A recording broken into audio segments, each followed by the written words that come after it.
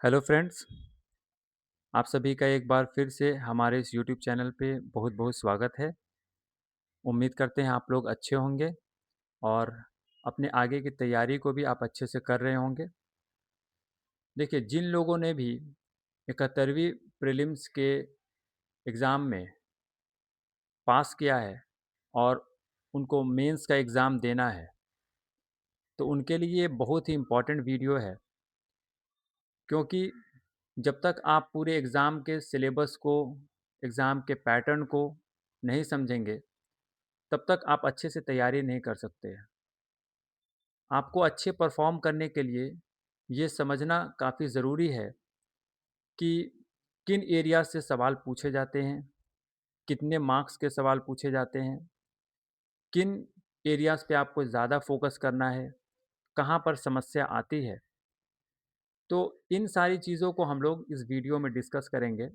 उम्मीद करते हैं कि आपको मेंस के बारे में पूरे अच्छे से बता दिया जाए, जिससे आप अगर सेल्फ स्टडी भी कर रहे हैं, तो आप ये डिसीज़न ले सकें कि किस तरीके से आपको तैयारी करनी है, ठीक है?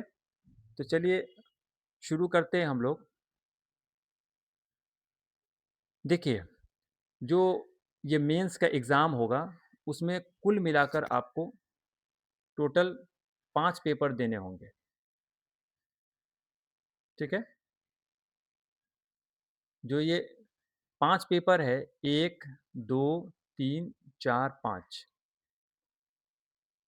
पहला पेपर जनरल हिंदी का है, फिर जीएस 1, जीएस 2, फिर एसए का पेपर और ऑप्शनल पेपर।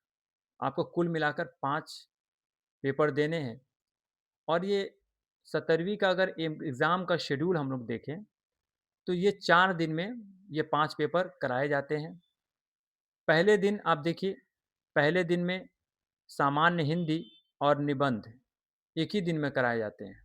9:30 से 12:30 बजे दिन में आपको हिंदी का एग्ज़ाम देना था 17वीं में और फिर 2 से 5 बजे शाम में आपको निबंध का पेपर देना था, ठीक है? फिर उसके अगले दिन जीएस पेपर 1 था, फिर बीच में संडे था, उसके बाद फिर मंडे को आपको जीएस पेपर 2 था, फिर उसके नेक्स्ट डे आपको ऑप्शनल का एग्ज़ाम देना था, ठीक है?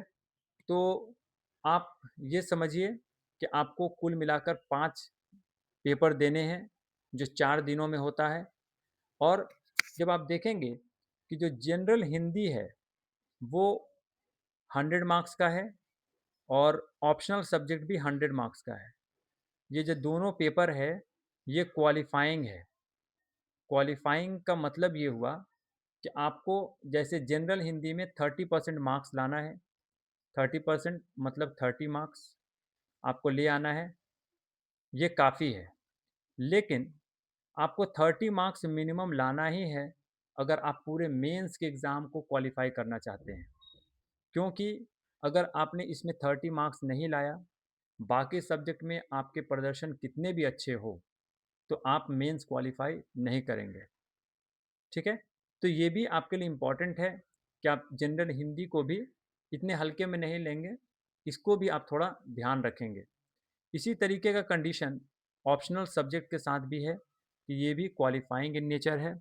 अब इसमें क्या है कि जिस तरीके से हिंदी में आपने देखा कि 30% मार्क्स लाना है, तो 30% मार्क्स जो है वो सभी के लिए आवश्यक है। लेकिन ऑप्शनल सब्जेक्ट में आप देखिए, जो 40% है, जो यूआर वाले हैं, उनको 40% लाना है, मतलब 100 में उनको 40 मार्क्स ले आना है।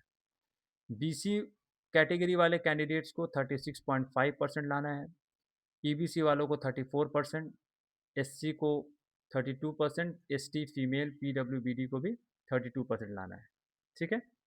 जो आपका टोटल जो मेरिट जो बनेगा, वो इन तीनों पेपर से बनेगा, जीएस 1, जीएस 2 और एसए के पेपर से। आप देख रहे हैं कि ये तीनों में 300 मार्क्स अलॉटेड हैं, तो कुल मिलाकर 900 मार्क्स में ही आपका मेरिट बनेगा कि आपको 900 मार्क्स में कितना आ रहा है, उस हिसाब से आपको मेंस के रिज़ल्ट में जगह मिलने वाला है। ठीक है? लेकिन ऑप्शनल और हिंदी को भी क्वालिफ़ाई करना बहुत ज़रूरी है, ठीक? अब हम लोग एक-एक सब्जेक्ट को अच्छे से थोड़ा देख लेते हैं। देखिए, जो जीएस 1 का पेपर है, जनरल स्टडीज़ 1 का पेपर है, वो टोटल मार्क्स इसमें कितना है? 300 मार्क्स। आपको 3 घंटे का समय मिलेगा और इसमें 3 सेक्शन होगा, जो क्वेश्चन पेपर होगा, उसमें 3 सेक्शन होगा। सेक्शन 1, सेक्शन 2, सेक्शन 3, ये 3 सेक्शन इसमें होगा। अब देख लेते हैं कि ये 3 सेक्शंस में कहाँ-कहाँ से सवाल होंगे। जो सेक्शन 1 है, उसमें modern history and art and culture, India और बिहार, इस एरिया से सेक्शन 1 में क्वेश्चन होगा। टोटल सेक्शन 1 114 मार्क्स का होगा। अब इनमें किस तरह के क्वेश्चन आते हैं? आप देखिए, इसमें 3 क्वेश्चन होगा। एक क्वेश्चन में आपको 5 पार्ट्स देखने को मिलेगा पहले वाले क्वेश्चन में, जो शॉर्ट आंसर है, ठीक है? शॉर्ट क्वेश्चन आंसर है, जिसमें आप देखेंगे कि जैसे पहला जो 3 होगा, वो 8 मार्क्स का होगा और जो दूसरा जो 2 होगा, उसमें आपको 7 मार्क्स के क्वेश्चन होंगे। तो कुल मिलाकर 5 क्वेश्चन है, पहला 3 8-8 मार्क्स का होगा और फिर लास्ट के 2 7-7 मार्क्स के होंगे। कुल मिलाकर आप देखेंगे कि फर्स्ट वाले क्वेश्चन में 5 क्वेश्चन है, जो छोटे-छोटे क्वेश्चन हैं, ठीक है? जो दूसरा क्वेश्चन होगा, उसमें आपको 2 ऑप्शन दिए जाएँगे, उनमें से एक को आपको करना है, 38 मार्क्स का होगा, 38 मार्क्स का। उसी तरीके से तीसरा क्वेश्चन होगा, जिनमें से आप 2 ऑप्शन इस यहाँ पर भी होगा, जिनमें से आपको एक को करना है, 38 मार्क्स यहाँ भी अलॉटेड होंगे। तो जो जनरल स्टडीज़ 1 है, उसका पैटर्न ये है कि 3 क्वेश्चन आपको दिए जाएँगे। पहले वाले में 5 क्वेश्चन होगा, दूसरे वाले में 2 क्वेश्चन होगा, लेकिन उनमें से सिर्फ़ 1 को ही करना है। फिर तीसरे वाले में 2 क्वेश्चन होगा, जिनमें से आपको सिर्फ़ 1 को करना है। और ये जो सेक्शन 1 है, उसमें जो सवाल आएँगे, वो मॉडर्न हिस्ट्री के सवाल होंगे, इंडिया इंडियन कॉन्टेक्स्ट में और बिहार के कॉन्टेक्स्ट में। और आर्ट एंड कल्चर से सवाल होगा, वो भी इंडियन कॉन्टेक्स्ट और बिहार के कॉन्टेक्स्ट में, ठीक है? अब हम लोग देख लेते हैं थोड़ा कि जो जनरल स्टडीज़ 1 है, उसके सेक्शन 2 में कौन-कौन से सवाल आते हैं। देखिए आप कि जो सेक्शन 2 है, वो current event of national and international importance.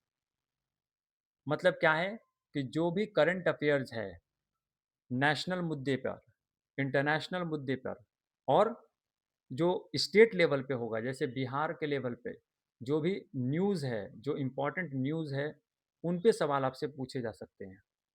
तो ये कितने मार्क्स का होगा ये वाला सेक्शन? ये भी 114 मार्क्स का होगा। इसमें भी देखिए, अब सेक्शन 1 के तरह ही पैटर्न है।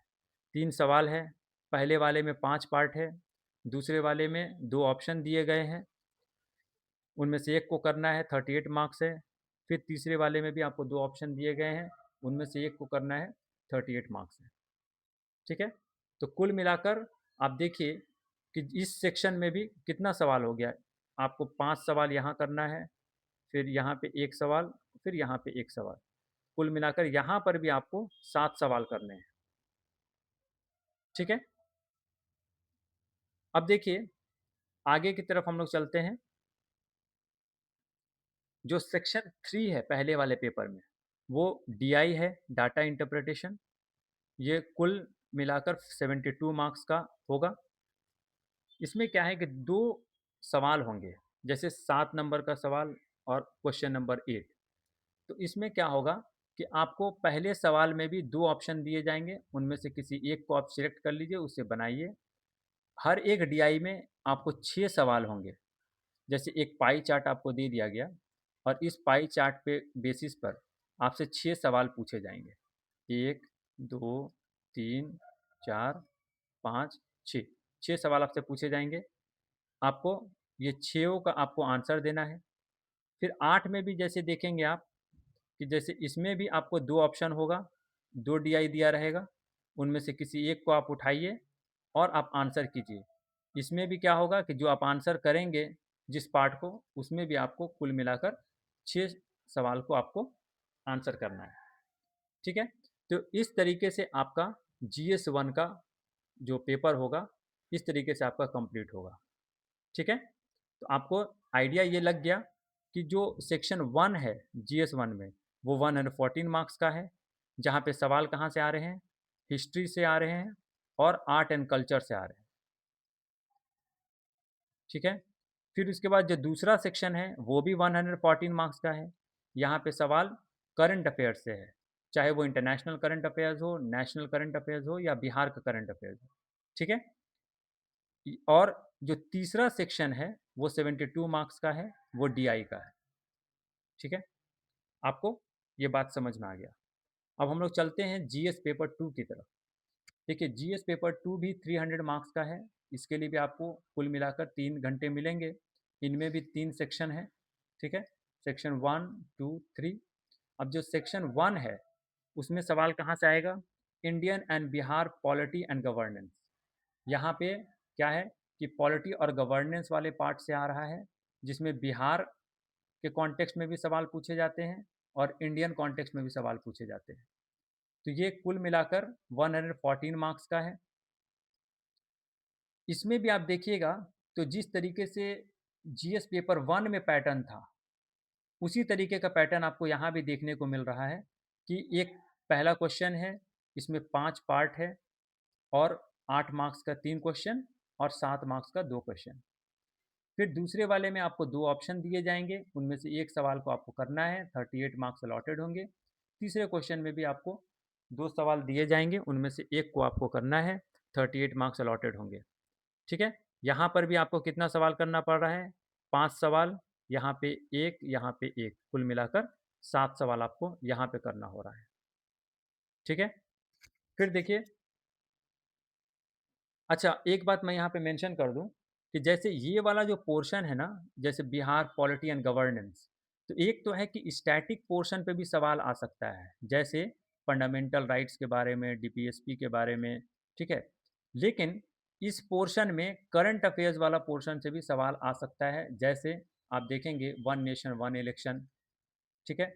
उसके उसके बाद अगर आप देखिएगा तो हो सकता है कि SIR वाला जो प्रोसेस है यहाँ पर ही पूछ लिया जाए। हालांकि ये करंट अफेयर्स का पार्ट है, लेकिन ये तो पॉलिटी का भी पार्ट है। तो इसमें आपको ये भी समझना है कि यहाँ पर भी करंट अफेयर्स से सवाल आते हैं। इसीलिए जब भी आप करंट अफेयर्स की तैयारी करेंगे तो वो एक ही जगह पे सब तैयारी कर लेंगे, अगर किसी भी पोर्शन में पूछा जाएगा तो आप आंसर कर पाएंगे, ठीक है। अब चलते हैं हम लोग आगे के सेक्शन को देखते हैं GS पेपर 2 के। GS पेपर 2 का जो सेकंड सेक्शन है वो ज्योग्राफी एंड इकोनॉमी पे बेस्ड है, इंडियन कॉन्टेक्स्ट में भी और बिहार के कॉन्टेक्स्ट में, ठीक है। ये भी 114 मार्क्स का है। इसका भी पैटर्न सेम ही है कि यहाँ पे 5 सवाल आपसे पूछे जा रहे हैं।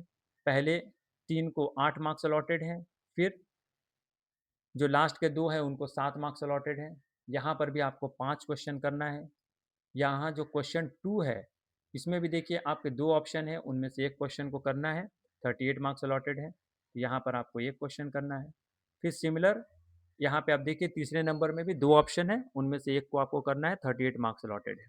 यहाँ पर भी आपको 7 क्वेश्चन टोटल करना है, ठीक है। अब देखेंगे आप जो GS पेपर 2 है उसका सेक्शन 3 क्या है। जो सेक्शन 3 है वो specially role of science and technology से सवाल आते हैं, ठीक है। फॉर एग्जांपल देखिएगा आप कि बायोटेक्नोलॉजी से सवाल आते हैं, फिर nano technology, space technology, role of role of science and technology in agriculture, role of science and technology in education, role of science and technology in health. इस तरह के सवाल यहाँ पे पूछे जाते हैं। और कुछ करंट अफेयर से रिलेटेड, जैसे चंद्रयान, गगनयान, ये इन सारे टॉपिक्स पे सवाल पूछे जाते हैं इस सेक्शन में। टोटल मार्क्स जो है वो 72 मार्क्स अलॉटेड है। इनमें क्या है कि 2 क्वेश्चन आपके पास होंगे। देखिए पहले वाले में इस बार जो 70th मेंस था ना, उसमें 6 पार्ट था पहले वाले में, मतलब 6 क्वेश्चन करना था। हर एक के लिए 6 मार्क्स दिए गए थे। ये ऑल क्वेश्चंस कंपल्सरी हैं। मतलब जितना भी हम लोगों ने पीछे देखा ना, जिसमें 5-6 पार्ट्स हैं, वो पूरे क्वेश्चंस को आपको करना अनिवार्य है, उसमें कोई भी ऑप्शन नहीं है आपके पास। लेकिन जो दूसरे वाला क्वेश्चन होगा साइंस एंड टेक्नोलॉजी में, उसमें 2 सवाल होंगे, उनमें से किसी एक को करना है और 36 मार्क्स अलॉटेड होंगे। ठीक है? तो अगर हम लोग देखें, जो जीएस पेपर 1 है, जो जीएस पेपर 1 है, उसमें आप देखेंगे तो आप देखेंगे कि सेक्शन 1 में 7 क्वेश्चन करना था, सेक्शन 2 में 7 क्वेश्चन करना था और सेक्शन 3 जो डीआई वाला था, उसमें आप देखिएगा कि 6-6 क्वेश्चन करना था। तो कुल मिलाकर कितना होगा कि ये 12 क्वेश्चन आपको करना था डीआई का। ठीक है? जीएस पेपर 2 में मतलब कुल मिलाकर आप टोटल जीएस 1 में इतना क्वेश्चन को आपको आंसर करना है। जीएस पेपर 2 में आप देखेंगे तो आपको कितना क्वेश्चन आंसर करना है? 7 क्वेश्चन पहले सेक्शन में, फिर 7 क्वेश्चन पहले क्वेश्चन इस सेक्शन में और फिर यहाँ पर भी आपको 7 क्वेश्चन करना है। ठीक है? तो ये आपको देखने को हो जाएगा 21। ठीक है? लेकिन आपको एक बात समझना है कि इसमें देखिए डीआई वाला पोर्शन है। अगर डीआई के क्वेश्चन को आप कम समय में कर लेते हैं, ये 12th को अगर हटा दिया जाए, तो आपको इफ़ेक्टिवली 14 क्वेश्चन को करना है। लिखने वाला जो है, जिसमें आपको आंसर्स को लिखने हैं, इसमें 14 क्वेश्चन करने हैं। लेकिन इसमें जो 21 क्वेश्चन है ना, वो पूरा-पूरी आपको लिखना ही है। वहाँ पे मैथ्स बनाकर अपने टाइम को आप सेव नहीं कर सकते हैं। इसलिए क्या है कि टाइम मैनेजमेंट जीएस 2 में काफ़ी डिफ़िकल्ट हो जाता है, क्योंकि नंबर ऑफ क्वेश्चंस यहाँ पे ज़्यादा हैं इफ़ेक्टिवली। ठीक है? अब हम लोग देख लेते हैं इससे इससे जो है, इससे में 300 मार्क्स अलॉटेड हैं। 3 घंटे का पेपर होगा, इसमें भी 3 सेक्शन होगा। जो पहला सेक्शन होगा वो 100 मार्क्स का होगा। इसमें आपको 4 ऑप्शन दिए जाएँगे, 1, 2, 3, 4। उसमें से किसी एक को आपको, एक विषय पे आपको एस्से लिखना है। उसी तरीके से सेक्शन 2 में भी ये भी 100 मार्क्स का है, इसमें भी आपको 4 ऑप्शन दिए जाएँगे। किसी एक को सिलेक्ट करके आपको उस पे एस्से लिख लेना है। इसी तरीके से सेक्शन 3 में भी आपको एक ऑप्शन को सिलेक्ट करके उस पे एस्से लिखना है। तो कुल मिलाकर 3 एस्से लिखना है आपको, 3 घंटे में लिखना है और तीनों के लिए 100-100 मार्क्स आपको मिले हुए हैं। ठीक? अब देखिए, अभी तक का जो ट्रेंड है, उस हिसाब से जो सेक्शन 3 है, उसमें बिहार से जुड़े प्रोवर्ब पे आपसे एस्से पूछे जाते हैं। ठीक है? जैसे जैसे आप जो भी बिहारी प्रोवर्ब है, उससे जुड़े आपसे सवाल पूछे जा सकते हैं कि धोबी का कुक्कुर, घर के न घाट का। ठीक है? इस तरीके के बिहारी प्रभाव पे आपसे इस सेक्शन में इससे पूछे जाते हैं। जो पहले वाला 2 पार्ट है, उसमें आपको फिलॉसॉफ़िकल इससे पूछा जाता है या जो भी जनरल टॉपिक है, उससे आपसे इससे पूछे जाते हैं। ठीक है? इससे के लिए भी आपको अच्छे से तैयारी करना है और मैंने आपको दिखाया था एग्ज़ाम शेड्यूल के माध्यम से कि जो एस्से का पेपर है और जो हिंदी वाला पेपर है, वो दोनों एक ही दिन कराए जाते हैं। तो आप फर्स्ट हाफ में हिंदी का पेपर देते हैं, फिर सेकंड हाफ में आपको एस्से का पेपर देना होता है। तो कभी-कभी क्या होता है कि माइंड आपका बहुत थका हुआ होता है और आप अच्छा परफ़ॉर्म नहीं कर पाते हैं। इसलिए ज़रूरी है कि आप अपने आप को उसी हिसाब से प्रिपेयर करेंगे कि सेकंड हाफ में अगर थोड़ा थके भी हुए हैं, तो आप अच्छे से एस्से को लिख पाएँ। ठीक है? ये काफ़ी इम्पोर्टेंट होता है, क्योंकि पिछले एग्ज़ाम्स में ये प्रॉब्लम देखे गए हैं कि जो जिन लोगों ने पहले पार्ट में एग्ज़ाम दिया है, थोड़ा दूसरे पार्ट में उनको थोड़ा लो फ़ील करते हैं, वो इतना अच्छा परफ़ॉर्म नहीं कर पाते हैं। और एससी का जो पेपर है, वो आपके लिए काफ़ी इम्पोर्टेंट होता है सिलेक्शन के लिए, क्योंकि अगर यहाँ पर अगर आप कम मार्क्स ले आते हैं, तो फिर आपके लिए सिलेक्शन काफ़ी डिफ़िकल्ट हो जाता है। ठीक है? अब देखिए, जनरल हिंदी के बारे में हम लोग ज़्यादा बात नहीं करेंगे, क्योंकि जनरल हिंदी जो है, हम एक वीडियो लेकर आएँगे, उसमें आपको बता देंगे कि किस तरीके से आपको तैयारी करना है। देखिए, उसमें अगर आप प्रीवियस ईयर के क्वेश्चन जो भी हैं हिंदी के, बस उतना आप कर लेंगे, तो आपको फिर और कुछ एक्स्ट्रा करने की कोई ज़रूरत नहीं है। बस प्रीवियस ईयर के क्वेश्चन को अच्छे से देख लीजिए उसके जो भी आंसर्स हैं उसको याद कर लीजिए, जैसे विलोम, पर्यायवाची, संज्ञा क्या है, सर्वनाम क्या है, कारक क्या है, बस इतना आप कर लेंगे तो हिंदी में आप आसानी से क्वालिफाई कर लेंगे। और जो ऑप्शनल सब्जेक्ट है वो तो अलग अलग सभी लोगों का है, तो मैं जैसे ज्योग्राफी के लिए, हिस्ट्री के लिए मैं बाद में आप लोगों को बता दूंगा कि किस तरीके से आपको करना है।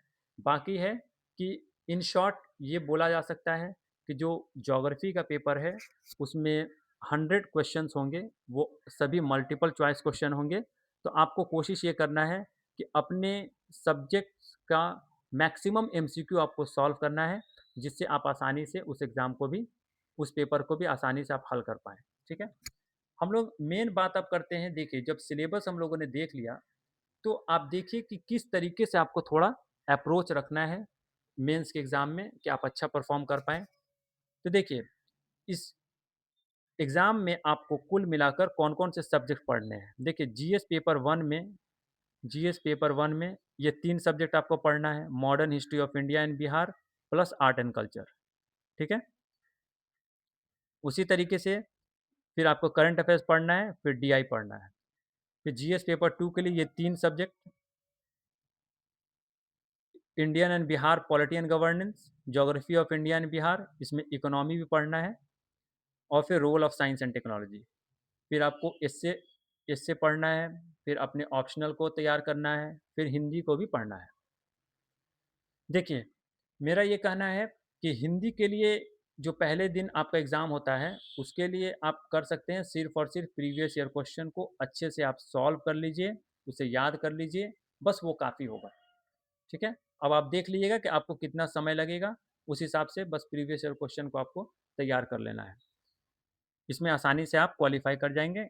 हाँ, लेकिन इसको हल्के में नहीं लेना है, थोड़ा समय इसे ज़रूर दीजिएगा, ड्यू रिस्पेक्ट इसे भी दीजिएगा, ठीक है? देखिए, और उसके बाद जो ऑप्शनल का मामला है, ऑप्शनल तो आप जान रहे हैं कि ऑप्शनल को आपको एमसीक्यू बेस्ड आपको तैयारी करनी है। जो भी सब्जेक्ट है आपका, उससे जुड़े आप एमसीक्यू सॉल्व कीजिएगा, जिससे आप आसानी से इस एग्ज़ाम को भी कर लेंगे, इस पेपर को भी आप आसानी से कर लेंगे। अब देखिए मेन हम लोग देख लेते हैं कि जो जीएस पेपर 1 है, जीएस पेपर 1 के बारे में मैं आपको बता दूं कि ये जो पेपर है उसमें अच्छे मार्क्स लाए जाने चाहिए, जिससे आप सिलेक्शन पा सकें। क्योंकि जीएस पेपर 2 में काफ़ी कम मार्क्स मिलता है। अगर लोगों को ज़्यादा मार्क्स मिलता है तो जीएस पेपर 1 में ही मिलता है। उसके पीछे कुछ कारण भी है। कारण ये है कि जो पहला वाला सेक्शन है, जो history and art and culture वाला सेक्शन है, उसमें अगर आप 20 टॉपिक्स, 20 टू 25 टॉपिक्स अगर आप तैयार कर लेते हैं, तो फिर मेरा मानना है कि आप आसानी से इस सेक्शन को हैंडल कर सकते हैं। फॉर एग्ज़ाम्पल, जैसे पाला आर्ट, मौर्यन आर्ट, फिर पटना कलम, मिथिला पेंटिंग। देखिए इसमें से बहुत चांसेस होता है कि किसी एक पे सवाल हर एग्ज़ाम में लगभग पूछे गए हैं। 69वीं हो, 70वीं हो, 68वीं हो, एक सवाल या तो पाला आर्ट पे या मौर्यन आर्ट पे या पटना कलम पे या मिथिला पेंटिंग पे पूछे ही गए हैं। ठीक है? तो ये एक तरीके से प्रेडिक्टेड टॉपिक है, प्रेडिक्टेड एरिया है, जहाँ से आप आराम से अच्छे मार्क्स ला सकते हैं। आप प्रिपेयर करके अच्छे से जाइए, बस वहाँ पे लिख देना है, ठीक है?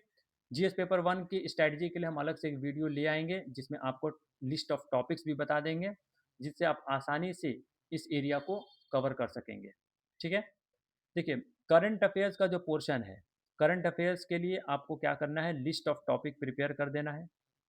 लिस्ट ऑफ टॉपिक आपको प्रिपेयर करना है। जैसे आप जो भी न्यूज़ में है और जो बहुत ज़्यादा न्यूज़ में है, जैसे एसआईआर हो गया, ऑपरेशन सिंदूर हो गया, फिर इंडिया पाकिस्तान रिलेशन हो गया, फिर उसके बाद रशिया यूक्रेन वॉर हो गया, फिर यूएसए ने जो इंडिया पे टैरिफ लगाया था उससे रिलेटेड, फिर नेपाल क्राइसिस हो गया, फिर अभी जो बिहार में इलेक्शन हुआ है उससे रिलेटेड।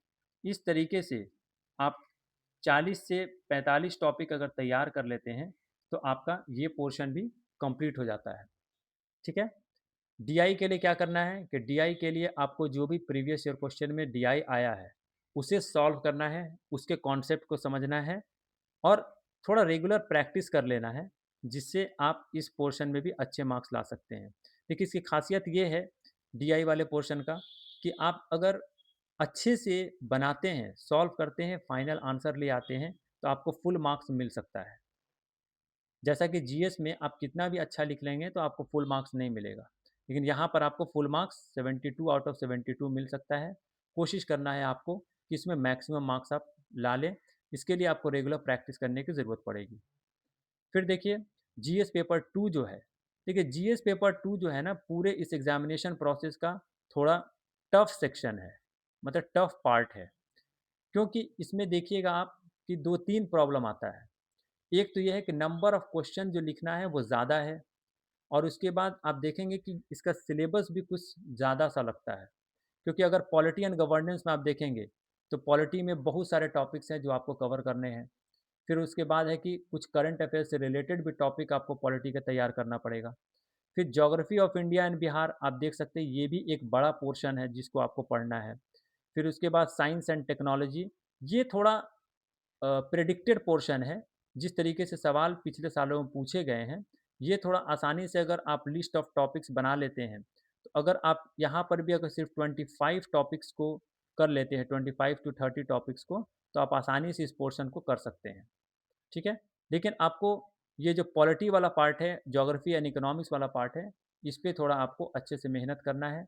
यही वजह है कि जीएस पेपर 2 में कम मार्क्स बच्चों को आते हैं। सारे स्टूडेंट को जीएस 1 में ज़्यादा मार्क्स आता है, एसए वाले पोर्शन में ज़्यादा मार्क्स आता है और कम मार्क्स जीएस पेपर 2 में आता है। आपको ये कोशिश करनी है कि जीएस पेपर 2 में ज़्यादा से ज़्यादा मार्क्स ला सकें। ठीक है? इसको आप थोड़ा ध्यान में रखेंगे। अच्छा, एक प्रॉब्लम और आता है जीएस पेपर 2 में कि जैसे जीएस पेपर 2 का आप एग्ज़ाम देने जा रहे हैं, तो 1 दिन पहले आपके पास रिवीजन करने का समय बहुत कम लगता है।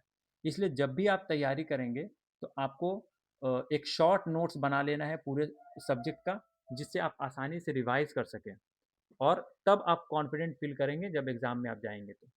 ठीक है?